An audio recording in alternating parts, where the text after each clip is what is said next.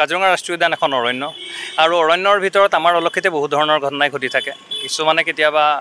হয়তো নান্দনিক হয় আৰু কিছুমান ঘটনা কৰুণো হয় তো সকলো ঘটনা দেখা নাযায় কিন্তু শেহতীয়াকৈ এটা ঘটনা পৰ্যটকসকলে যথেষ্ট আমোদ পোৱা যেন আমাৰো অনুভৱ হৈছে দেখা গৈছে যে এটা পানীকাউৰীয়ে মাছ এটা ধৰিবলৈ চেষ্টা কৰিছে আৰু মাছটো ধৰেও কিন্তু দুৰ্ভাগ্যবশতঃ মাছটো তাৰ ঠোঁটত মানে ফচি যায় আৰু যাৰ কাৰণে নেকি বহু সময় দীৰ্ঘ সময় মাছটো এৰুৱাবলৈ পানীকাউৰীটোৱে চেষ্টা কৰি থকা দেখা যায় তো এনেধৰণৰ কিছু দৃশ্য আজি কেতিয়াবা দেখা যায় আপোনালোকে দেখেই যে বিভিন্ন সময়ত বাঘ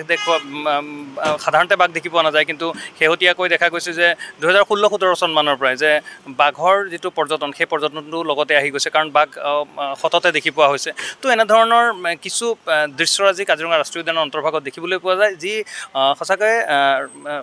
উদ্যান দৰ্শন কৰিবলৈ যিসকল দৰ্শনাৰ্থী আহে দৰ্শনাৰ্থীসকলৰ যেন উদ্যান দৰ্শনটো সেই দৃশ্যৰাজিয়ে সাৰ্থক কৰি তোলে